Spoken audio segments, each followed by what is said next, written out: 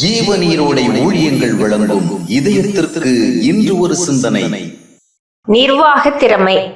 மோசே நியாய நெறிகள் தெரிந்தவனாகவும் நிர்வாகத்திறன் உடையவனாகவும் புத்தியாய் பல காரியங்களை செய்வதற்கு தகுதி வாய்ந்த ஒருவனாகவுமே இருந்தான். ஆயினும் எகிப்திலிருந்து எபிரேய மக்களை விடுவித்து அவர்களை திறமையாய் வழி நடத்தி கானானுக்கு கொண்டு சேர்க்கும் முழு பொறுப்பையும் ஏற்க வேண்டிய ஒருவனாக தேவன் அவனை அழைக்கவில்லை. தாம் சொல்லுகின்றவைகளை கேட்கின்ற காதுகளை உடைய ஒருவனாகவும் சொன்னவைகளுக்கு அப்படியே கீழ்ப்படுகின்ற ஒருவனாகவும் அவனை மாற்றவே தேவன் கரிசனையாயிருந்தார்.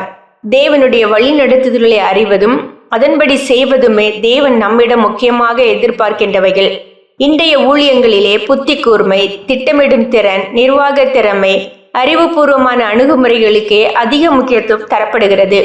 எனவே ஊழிய ஸ்தாபனங்கள் சிறந்த நிர்வாகிகளை தேடுவதில் கரிசனையா இருக்கிறார்கள் அன்றி சிறந்த தேவ மனிதர்களை எதிர்பார்க்கவில்லை. பல ஊழிய ஸ்தாபனங்களில் சிறந்த நிர்வாகத்திறன் உடையவர்களும் திட்டமிடும் ஆற்றல் உடையவர்களுமே தலைமை பதவிகளை வகிக்கின்றனர். எனவே தொழில் நிறுவனங்கள் கடைபிடிக்கும் முன்னேற்ற அணுகுமுறைகளையே ஊழிய ஸ்தாபனங்களும் கடைபிடிக்கின்றன. அறிவு, ஞானம், புத்தி கூர்மை, திட்டமிடும் ஆற்றல், நிர்வாக திறமை போன்றவைகளுக்கு தேவன் எதிரானவர் அல்ல. அவைகள் அவசியமற்றவைகளும் அல்ல.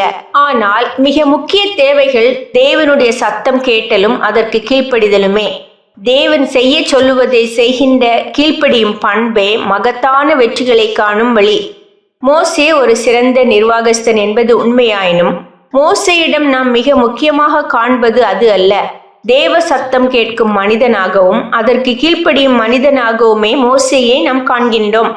பிதாவானவர் செய்ய குமாரன் காண்கிறது எதுவோ அதையே அன்றி வேறொன்றையும் தாமாய் செய்ய மாட்டார் என்று இயேசு சொன்னார். நான் என் சுயமாய் ஒன்று செய்கிறதில்லை என்று அவர் சொன்னார்.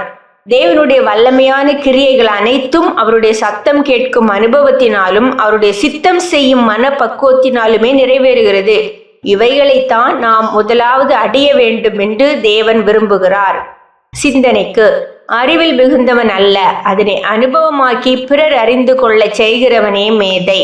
அறிவில் மிகுந்தவன் அல்ல, அதனை அனுபவமாக்கி பிறர் அறிந்து கொள்ள செய்கிறவனே மேதை.